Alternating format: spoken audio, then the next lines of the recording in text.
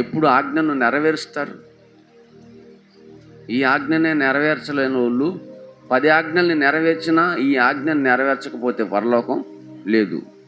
ప్రభువా 10 ఆజ్ఞలు నెరవేర్చాను, మరి బాప్తిసం పొందు అన్నది కూడా ఆజ్ఞే కదా, ఇది నెరవేర్చావంటే లేదు ప్రభు అంటే ఆ ఒకటి నీకు తక్కువైంది అంటాడు. అంటే 10 ఆజ్ఞలు నెరవేర్చిన పరలోకం లేదు. కనుక సులువు మీద దొంగను అడ్డు పెట్టుకున్నారు చాలామంది. అడ్డు పెట్టుకోకూడదు. సులువు మీద దొంగని చూస్తున్నారు చాలామంది, చూడకూడదు. సులువు మీద దొంగకి అవకాశం లేదు. నేను బాప్తిసం పొందుతాను, నన్ను కిందకి దింపండి అంటే ఎవడు దింపుతాడు? పని చూసుకోరయ్య అంటారు. అవకాశం లేదు.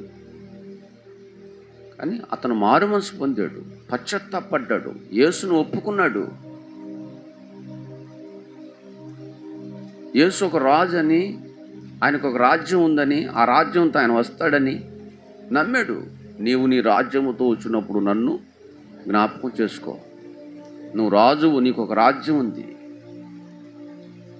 ఆ రాజ్యంలోకి చేరితే యుగయుగాలు ఆనందం, నెమ్మది, ఇక మరణమే ఉండదు. కనుక నన్ను జ్ఞాపకం చేసుకో. ఆ రాజ్యంలోనికి నేను రావాలనుకుంటున్నాను. కోరుకున్నాడు, పశ్చాత్తాపడ్డాడు. మనకైతే ఈ శిక్ష తగినదే. మనం పనికిమాలిన వాళ్ళం, మనం పాపులం, దుర్మార్గులం, అపవిత్రులం. కానీ ఈయన పరిశుద్ధుడు, నీతిమంతుడు. దీనిని బట్టి ఆయన వెంటనే ఏమన్నాడు తెలుసా? నేడు నీవు నాతో కూడా పరదైసులో ఉందువు. పరదైసు ఎక్కడుంది? పాతాళ లోకంలో ఉంది.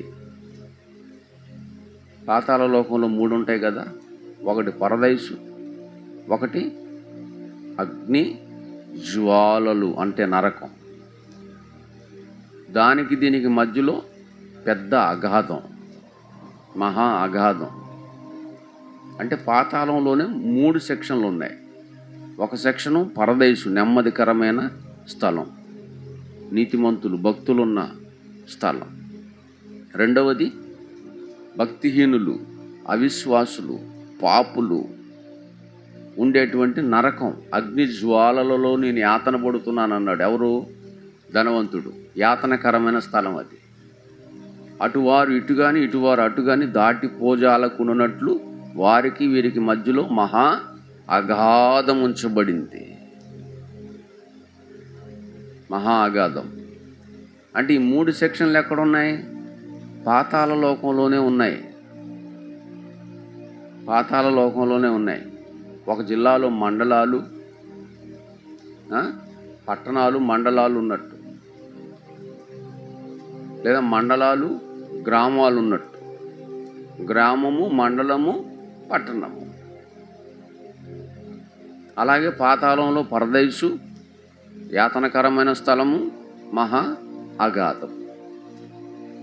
ఇప్పుడు బాప్తిసం పొంది దేవుని కోసం బతికినటువంటి వాళ్ళు పరదైసుకి వెళ్తారు, అనగా నెమ్మదికరమైన స్థలానికి వెళ్తారు. అలా కాక నీవు నీ జీవితకాలం ముందు నీకిష్టం వచ్చినట్టుగా బ్రతికేవు కనుక యాతనకరమైన స్థలానికి వెళ్ళిపోయావు. ఇక వాళ్ళు ఎంత ప్రార్థించినా, ఎంత నెత్తి నోరు కొట్టుకొని మొరపెట్టినా అటువారు ఇటు రావటానికి అవకాశం లేదు. అయ్యో మా అమ్మ కాలుతుంది, అయ్యో మా నాన్న కాలుతున్నాడు, అయ్యో మా వాళ్ళు కాలుతున్నాడు, ఒకసారి పోయి చూసి వస్తానంటే పరదేశంలో ఉన్న వాళ్ళను కూడా అక్కడికి పంపడానికి లేదు. భూమి మీదకి రావడానికి కూడా లేదు. పోనీ భూమి మీదకి వెళ్తాను, పనికిమాలిన వాళ్ళు అయిపోయారు నా తమ్ముళ్ళు, వాళ్ళకి చెప్తాను చచ్చిన తర్వాత పరిస్థితి ఎట్లా ఉంటుందో. అక్కడికన్నా నన్ను పంపడానికి ఎటు అవకాశం లేదంటున్నావు కదా. నేను పాపిని గనక నాకు పర్మిషన్ లేదు. మరి లాజరు పరిశుద్ధుడు గనక మరి పరిశుద్ధుడికి కన్నా పర్మిషన్ ఇచ్చి పంపించండి అంటే చచ్చి అక్కడికి ఇక్కడికి వచ్చినటువంటి వాళ్ళు మళ్ళీ తిరిగి భూమి మీదకి వెళ్ళటానికి వీలు లేదు. అక్కడ మోషే ఉన్నాడు, సేవకులు ఉన్నారు, బతికున్నారు. వాళ్ళ మాటలు విని మీ వాళ్ళు మారాలి, లాజర్ లాగా దేవుని కోసం బతకాలి. అప్పుడు నీవు ఉన్నటువంటి స్థలాన్ని తప్పించుకొని లాజర్ ఉన్నటువంటి స్థలానికి వస్తారు అని అబ్రహాం గారు చెప్పటం అనేది జరిగిందన్నమాట.